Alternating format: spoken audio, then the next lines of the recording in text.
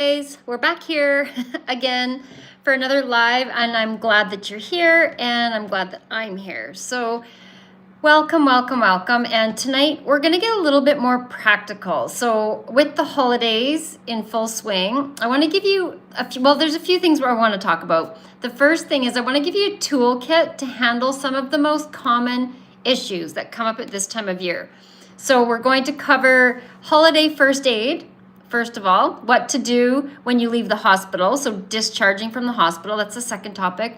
How to manage multiple medications and when to go to the ER versus like waiting to see your doctor or going to urgent care. So I want to hear from you too. So if you have any questions or comments, please feel free to put them in the comments and I'll do my best to answer them and get to them. My name is Paige. I'm a nurse. I've been a nurse for 32 years. I've worked in emergency rooms, trauma ICU, I've flown with air ambulance, and now I'm a patient advocate. So I help people navigate the healthcare system. So, and if you've seen any of my videos, you'll know what things I'm most passionate about, but I pull the veil back a little bit. My intention is not to trash talk our healthcare system or anyone that works in it.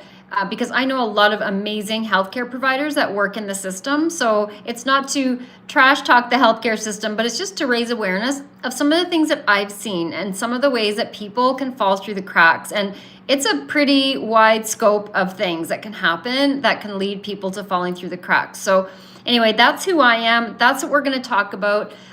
So we're going to just talk about a few things here. And as I go through these things, if you have questions, if you have comments, please put them into the comments and I will definitely do my best. And if I miss it, make sure you raise your hand or just say, hey dude, you forgot my question or missed my question.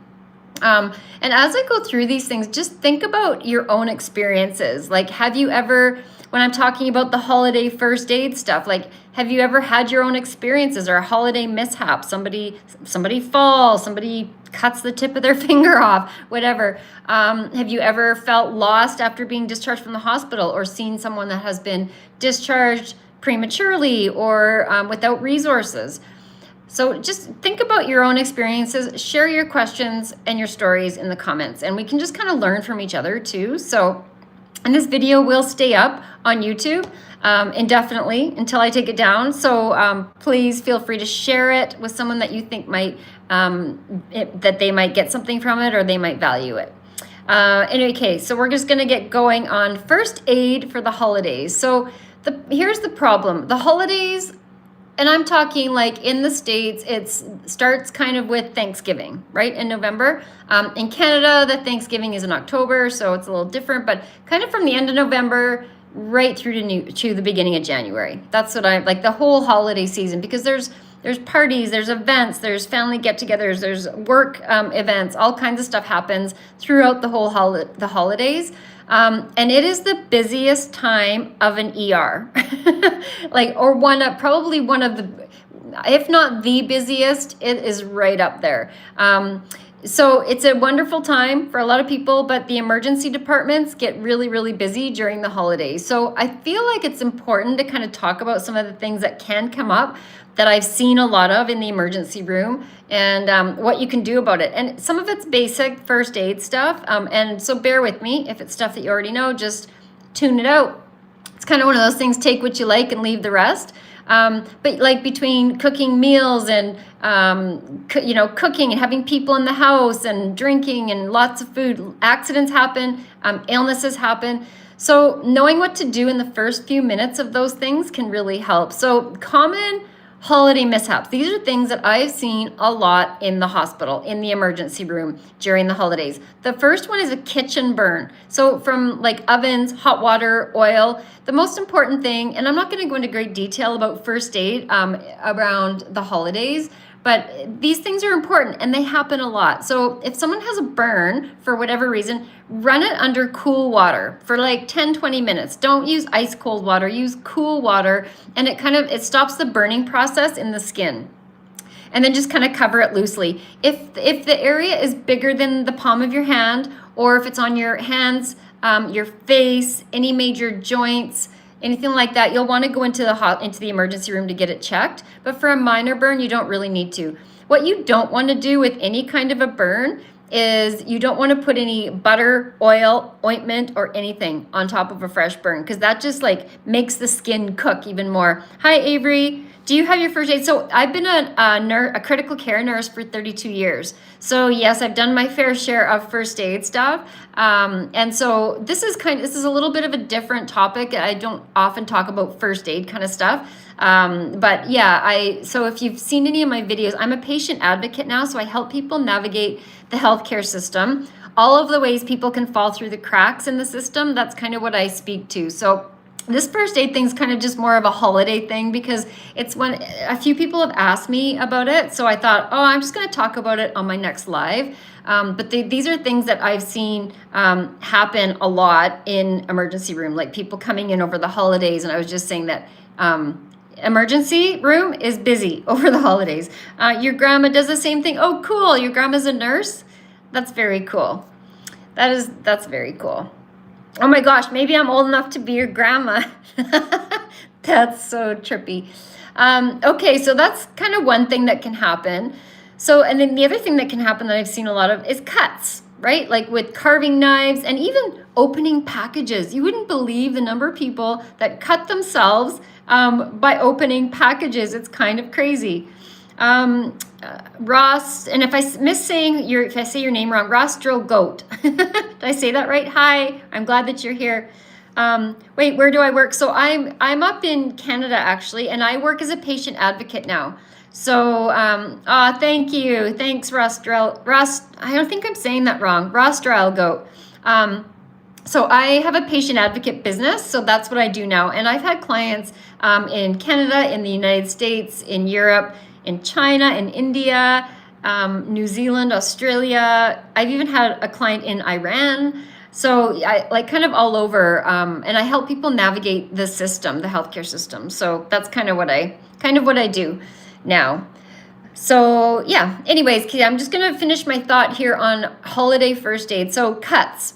Any kind of a cut, right? The main thing is you want to put direct pressure on it for like 10 to 15 minutes, and don't peek at it, like let the blood clot. When you would go to the emergency, if someone has cut themselves at they're carving the turkey and cut their finger or something, you want to go, like if the bleeding doesn't stop after 15 minutes of like good pressure, make sure you go in and get it checked. If it's really deep and you can actually see some of the fat and some of the other tissue or bone, you definitely want to go and get checked. So yeah, that's another thing that is common. So first thing was burns, then cuts, and falls. People falling. They fall from ladders. They fall on icy steps. You're in the house. You've got all this family around on the holidays, and there's dogs and cats and little people and drinking, and people fall. So the most important thing about falls that I'm going to say is if they hit their head, the most important question is, did they lose consciousness? If they've lost consciousness for even a second, you need to go to the emergency room. So so that's like a definite. And also if they are on blood thinners and they hit their head, even if they didn't lose consciousness, go get it checked. Those are things to just not mess around with. Heart attacks are prevalent during the holidays. There's a lot of stress, there's overeating, a lot of drinking, cold, like older people out in the cold, maybe shoveling, that can happen. So know your symptoms of heart attacks as well. And for men, it's fairly classic. Feels like an elephant standing on your chest. Sometimes there's radiating pain. For women, it can be back pain, indigestion type feeling. It can be anywhere in the arms. It can be a number of different things for women. It can show up quite different. So, and if you're in doubt about any of that, just go get checked. Like, don't mess around with your heart. And the last one I want to talk about briefly is choking.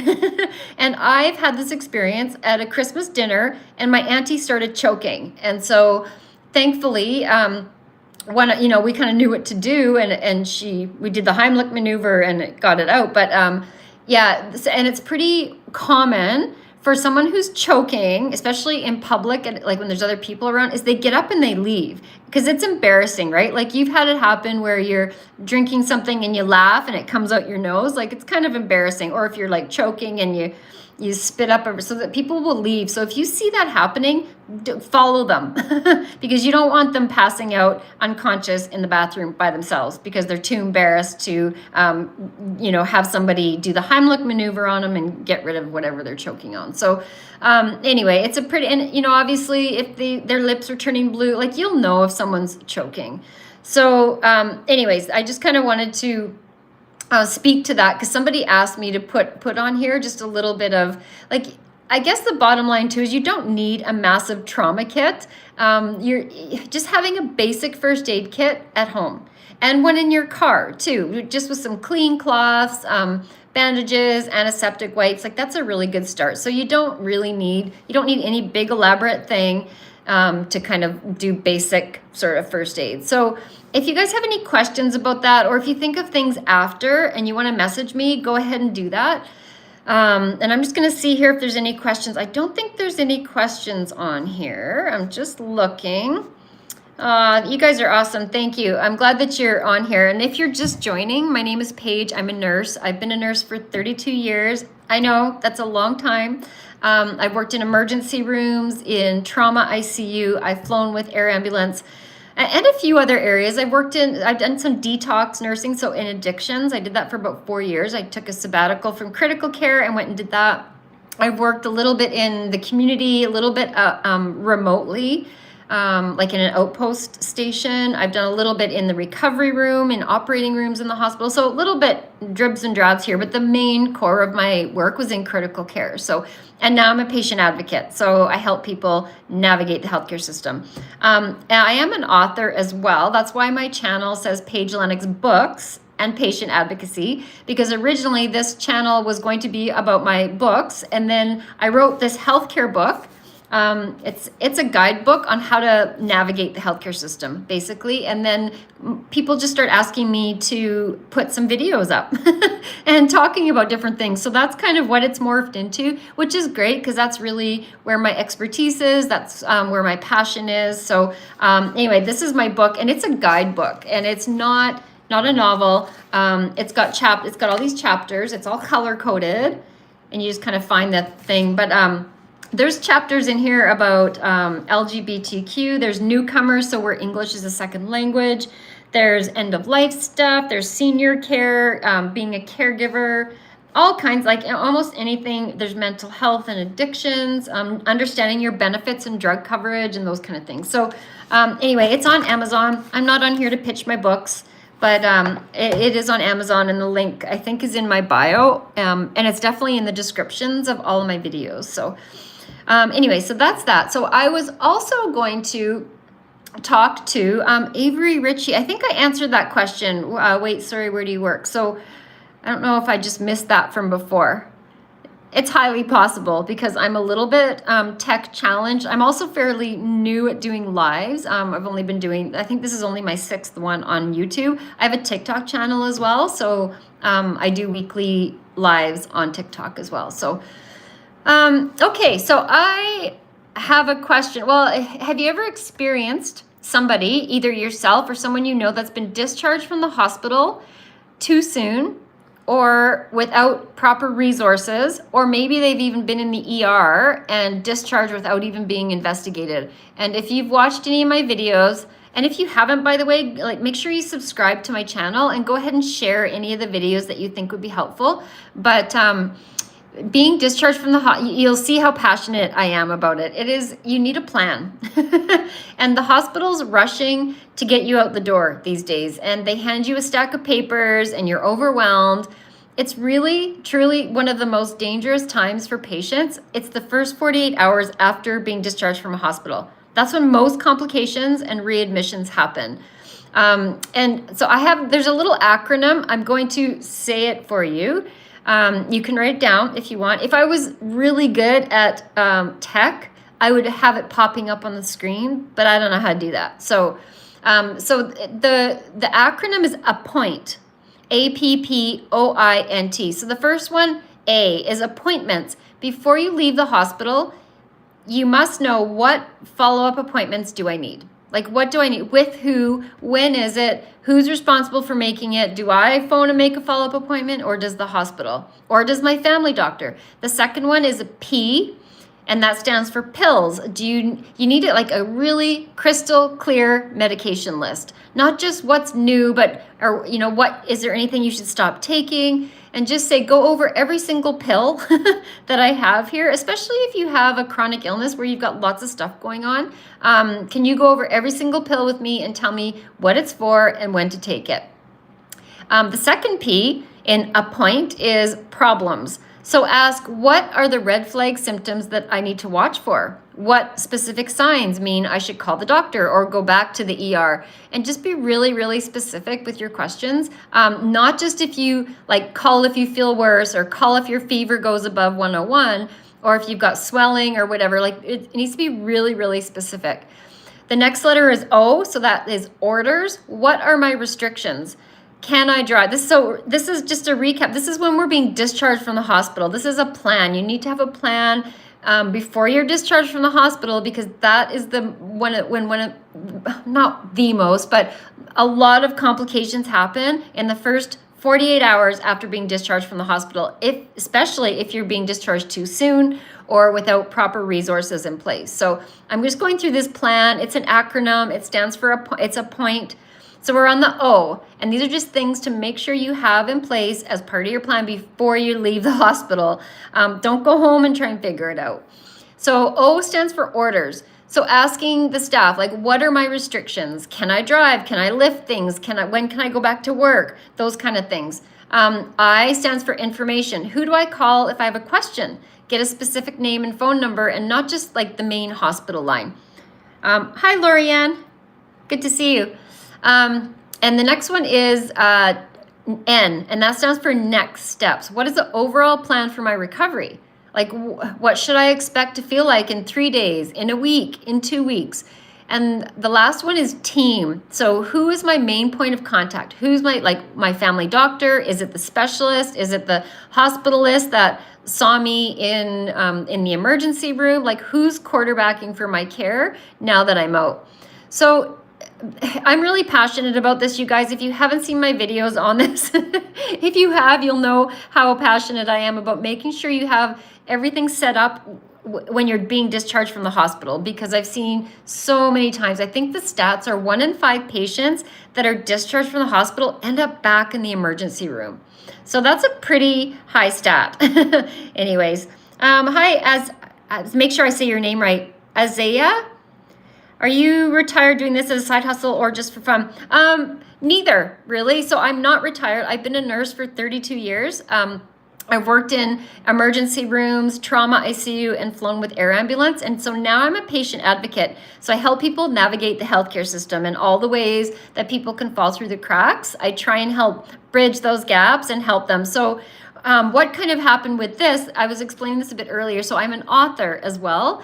And so I set up this YouTube channel and a TikTok channel. That's why it's called Paige Lennox Books, and it was going to be about my books.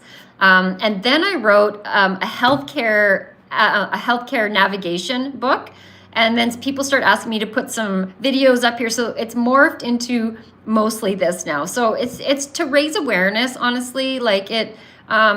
The healthcare system can be exhausting. It can be daunting. There's a lot of biases. There's a doctor shortage. And it's right from the hospital out to the community.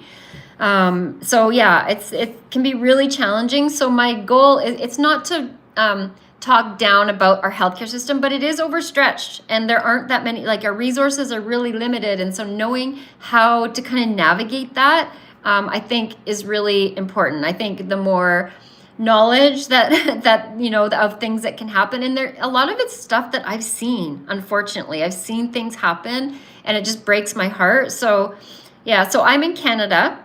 I have clients in a lot of different countries, a lot in the States, I have quite a few in Europe right now. I've had clients in lots of different parts of the world. So thanks for the likes. I really appreciate that. So my lives are, I basically just talk about a few different subjects, but really I'd love to hear from you. If you have questions, if you have, any kind of like experiences you want to share, I'm totally happy to do that.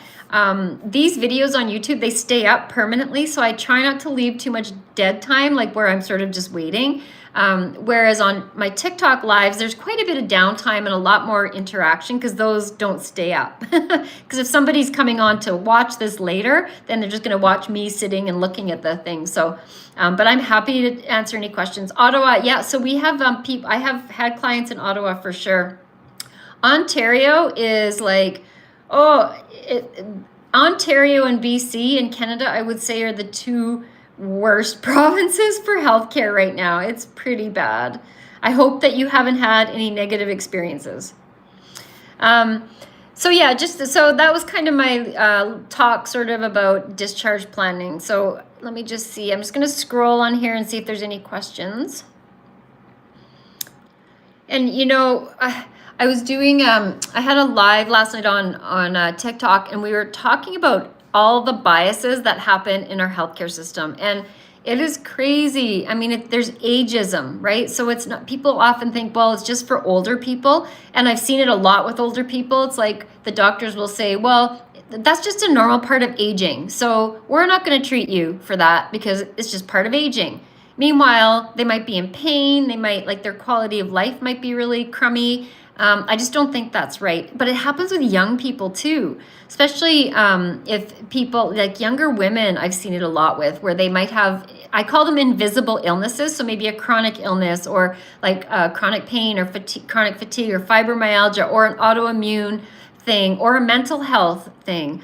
But they present, they're young, they might look fairly healthy on the outside, and so the doctors will say, well, you're too young to be sick. And so there's biases that happen, and there's socioeconomic biases, you know, but I'll tell you, if I was feeling crappy in the middle of the night, I would not take the time to brush my hair or put some nice clothes on. But, you know, they will look at that. Or if you are from a jail, like you're a criminal or something, there's biases. There's different races have different biases. Men and women are treated a little bit differently. But there's just so many biases, and I know that that's straight across the board. That's humans. It's probably in every profession, but I believe strongly that in healthcare, there's no room for that, because people are at their most vulnerable. They're sick. They're not well. They're looking to you for care, and I don't believe that there's any room for that. So, anyway, Lisa Jean, hi. Found your post to be really interesting and helpful. Oh, good. Thank you. Thanks for saying that. I really appreciate that. That's good. Yeah, thank you.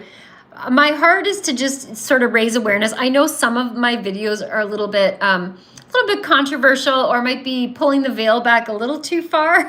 And my intention is definitely not to scare people, because that's not my heart. It is simply to raise awareness of things that I've seen, things that can happen, and hopefully they don't happen, right? Like that. And it doesn't happen everywhere. I know some amazing hospitals. I know some amazing doctors that are just like incredible, and they care about their patients, and they love their patients, and they are respectful, and they listen. Unfortunately, they're not all equal. So yeah, Isaiah, I live in Ontario. No, I'm in British Columbia, actually. So I'm on the west side of Canada. But anyway, yeah, thank you for saying that, Lisa Jean. I really appreciate it. Okay, so another thing I was going to talk about, I think I went on a little bit of a tangent there for biases. I was going to talk a little bit again, because somebody asked me to speak again about this, and I've done this on other lives and videos, but and people get confused about when to go to the emergency room versus urgent care versus, oh, I love all those emojis. That's awesome. Oh my goodness, that's so cool. I don't have cool emojis like that. And if you're watching this video later, you won't be able to see what I can see. But she's got all these really cool different emojis. It's a beautiful province. British Columbia is a beautiful province. It is. Yeah, it absolutely is. Our healthcare isn't the greatest, but it's a beautiful province. I love it here. I grew up in Alberta, so I'm an Alberta girl, moved to BC. So Yeah, it's something that's a lot people are confused about when they're not well, right? Especially if it's late at night, do I go into the emergency room, or do I wait and go into urgent care in the morning, or do I wait a couple of days and go see my family doctor? So like if it's 8 p.m. on a Tuesday and you have a fever and a sore throat, where do you go? Making the wrong choice is kind of, if you're on the safe side of town, Ella. Yeah, totally. I totally get that. Making the wrong choice of where to go can cost you hours of time, right? Like if you have an emergency situation and you go, say you wait and you go see your family doctor, they're going to call 911 or tell you to go straight to emergency. You've wasted all of that time. So it's really important to know when to go. And if you're in doubt, go to emergency. Like if there's any doubt, if you're asking yourself the question, should I go to the emergency room right now? Then you should probably go. Okay, I'm just going to check. They were talking about that on the news today in Ottawa. Oh, interesting. Yeah, interesting. So the emergency room is basically for life-threatening things and limb. So anything that would impede circulation on your arm or leg, where you could potentially lose a limb or your life, anything that would be life-threatening. So there's kind of another little acronym, but the 3 C's. So chest pain, confusion, and can't breathe. Those are like, go to emergency. Like 100% go to emergency. Also, signs of stroke. So if there's like facial droop or arm weakness or slurred speech, any severe bleeding, any major broken bones like your feet, your thigh bone, or your pelvis or whatever. Or if you have a baby under 3 months with a fever, go to emergency. So emergency is for saving your life. It's not really for convenience. Now I get it. Because in small communities, they are shutting down urgent care centers. There's a doctor shortage. It's hard to get a doctor. So I get it. Sometimes the emergency room is the only option you have. And I know I've lived in a couple of small towns, and that is really the only option to go, is to, like, even for, if you have an ear infection or something, there's not really much choice. So, but in general, it's meant for life-saving things. Urgent care is for something that needs attention that day, but it's not an emergency. So like sprains or minor cuts or UTIs, those sore throats, those kind of things. Something you'd normally see your doctor for, but it needs to be seen today. And then your family doctor or your PCP, everything is for everything else. And that doctor, your family doctor, is supposed to be kind of your home base. He or she's supposed to be your quarterback, the hub of the wheel. Unfortunately, that doesn't always happen. And that's why I'm really passionate about learning to advocate for yourself. And I get it. We shouldn't have to do that. But unfortunately, these days we kind of need to. I'm just going to read a couple of I just want to make sure I don't miss any thing. I play soccer, and I'm wondering if there's any ways you can stretch out your right quad. Oh, stretching it out. Yeah, so doing stretching. You know what I would do? I would go on YouTube and I'd look for some really good stretches for quadriceps. That's what I'd do. But I'm not a personal trainer, so I can't tell you any right offhand. I know the ones I use for running, but that's totally what I would do. You can find anything on YouTube, even me. Oh my goodness, I can't believe I just said that. Nick, not to be looked at least here in Sudbury. Not to be looked at least. I'm not sure what you mean by that. So if you want to expand that, if that's something about kind of what we're talking about, I'm totally down with hearing that. And Jeff, I'm not going to respond to that. Catherine, AI always tells me you need to go to emergency if you ask it a medical question. So yeah, AI is very, all the AI that I've seen, and I've done some research on the medical use of AI, and they're very much, and I've kind of tested it by putting stuff in. And you're right, Catherine, it almost always starts by saying, it precedes with, I'm not a doctor, and always get checked by your doctor. And then it will say, go to emergency. It's a cover your butt thing. And the people that program it or whatever, I don't know enough of the coding language, but it's a cover your butt thing. Because can you imagine if somebody put in there something that was life threatening, and it said, "Oh, just wait," and then something bad happened, that person would be sued, right? So I get why it's kind of programmed that way, but yeah, it's interesting. You know what you can do though is you can call 811. If you're I don't know, in my experience, if you ask yourself the question, should I go to the emergency room? Chances are there's something going on that's in your intuition or just whatever. There's something serious enough that the answer is probably yes to go get checked. However, yeah, you can call 811 and they can triage you. And it doesn't take that long to speak to someone, and they can triage you. I mean, they err on the side of caution as well, and they will more times than not say go to the emergency room, but it's just another it's just another layer that you can kind of do. You can also phone the emergency rooms and talk to the triage nurse. Sometimes it depends how busy they are. Sometimes they don't answer the phone, right? So yeah, and if you're just joining on here, my name is Paige, and I've been a nurse for 32 years, and I've worked in critical care, so emergency rooms, air ambulance, and now I'm a patient advocate. So I help people navigate the healthcare system, our crazy, crazy healthcare system. Okay, I'm just gonna, some of us are actually listening to you, ignore the others.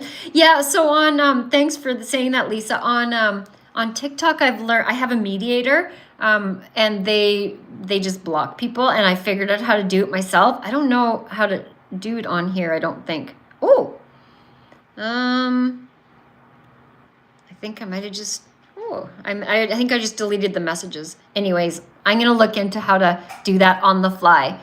Thanks for saying that, Lisa. Point Fire. Merry Christmas to you too. Best wishes from Scarborough, Toronto. Oh, that's awesome. Thanks for saying hi. You have a mask. Yeah, I don't know, Isaiah. Like, I don't really know what he was saying either. I just kind of ignore those ones. And like this one, I need a therapist. No idea what that means. Okay, I'm going to see what I can do about Jeff, because Jeff is not really contributing too much. Sorry, buddy. But if you want to remove yourself, I'm totally down with that. Okay, I think I just did it. Okay, sorry guys for the pause. Okay, Nick, we wait 12 hours in Emerge. Yeah, I know. I know, right? Like it's crazy. I've known people that have waited over 20 hours. And the problem with emergency that a lot of people don't understand is that it's not a first come, first serve, right? It's based on your symptoms, based on that. And so you can go in and be waiting like, say, 8 hours, and it's almost your time, and you get triaged. Even you might have even been taken to the back. You might have even been initially seen by a doctor, and then a car accident comes in or some major thing comes in, and you get booted back out into the waiting room. And I understand it. But it can be frustrating for sure. There's a couple of things you can do. So one thing I like to recommend to people when they're waiting is you can just pop up to where the triage nurse is. If it's been like a few hours and you're like, you can just go up and just say, hey, just kind of wondering where I am in the wait, and, be polite because she's stressed too, or he, but just kind of check in with them. And definitely, if any of your symptoms change, like if things get worse for you, please don't wait. Don't tough it out. Don't just wait. Go back up. Tell the triage nurse that your symptoms have gotten worse, and she can re-triage you. So that's really important. Another thing you can do, sometimes if it's not life-threatening, like if it's not something that, like you don't want to mess around if it's anything that is life-threatening, right? Or like a true crisis or emergency. But you can phone the emergency room ahead of time and ask what their wait time is about. And sometimes I used to do that. I'd say, actually, it's not too bad right now. Come on in. But you also need to be prepared. In the time it takes you from the time you hang up the phone to the time you walk in the door, something else could have come in that's more serious. So you kind of have to. And then the other thing is if you're waiting, like if you're in the emergency room, you've seen the doctor, and you're just waiting on some lab results or something, like you don't have to wait there unless the results would impact whatever your treatment is. Obviously, if they're waiting for, say, your your CBC to come back to see if your white blood cells are high, which would show you have an infection, they would need to give you antibiotics, right? So something like that. But if you're just waiting for lab results, you can leave and you can check it on your online portal. You can almost see it faster than they will get it in emergency. So you don't have to stick around if it's something like that. Okay, I'm just gonna scrolling. I think I took care of Jeff, but I'm not too sure. Point Fire, thank you so much. Angels, yeah, you're very welcome. And the other thing too is if anybody ever has any subjects or topics, like I kind of just pick things that I have seen or things that people ask about. It's pretty random, or things that just like burn my butt, like they just make me mad and I want to share about it so that it doesn't happen to anybody else. But if anyone has any topics or anything that they want to see posted or me to do a video about, I'm 1,000% open to that. So please feel free to do that. I think you can direct message on YouTube. If not, I do have a TikTok channel as well. It's called the same thing, but you can definitely message on there. But yeah, I'm totally open to that. Or I'm also open to, if there's a group of you, a bunch of people that want to do a live on a certain subject or just even a Q&A, a general Q&A, I'm happy to come on as well and just kind of spend a bit of time doing that. So Isaiah, I hope I'm saying your name right, Isaiah. If I'm not, I apologize. Oh yes, you're telling me how to select why you're reporting him. Okay, I didn't report. I just made him hidden from here. So, and those of you watching the video later, there's just somebody on here putting really distracting comments that I'm trying to ignore. I just usually ignore them. On TikTok, there's a lot of that, but I'm getting quite good at just deleting. Anyways, I'm so glad you guys are here. Nick, not here. Oh, I'm trying to remember. Oh, you're talking about calling into the emergency, I'm thinking, but I'm not totally sure. Oh, thanks, Isaiah. Yeah, we'll see you next time. Take care. Thanks for hopping on. Catherine, can triage nurses be bribed into moving me up the list? Like with chocolate or cash? Oh my goodness. No, they can't, especially if they're, but you know what I've seen happen? I've seen, like, when people know somebody, like a family member or a friend comes in, then they will, like, yeah, they'll totally bump them up. It's kind of crazy, which I don't have a problem with once in a while. And as long as somebody sicker isn't having to wait longer, like that, for me, that's a no. It doesn't matter who you are.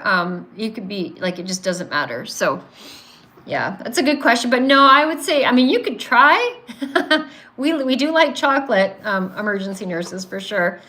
Oh, good. I'm saying it right, Isaiah. That's good. You have one more question before you leave. How often do you go live? Okay, so on TikTok, I go regularly on Thursday evenings at 5:30 PST. YouTube, I'm still trying to figure out the best time. I'm live at least once a week, but I'm trying to figure out the best time and the best day. So I don't think I've been on Friday evenings before. Sometimes I'll go either Saturday afternoon or Sunday afternoon, like around 2 Pacific time.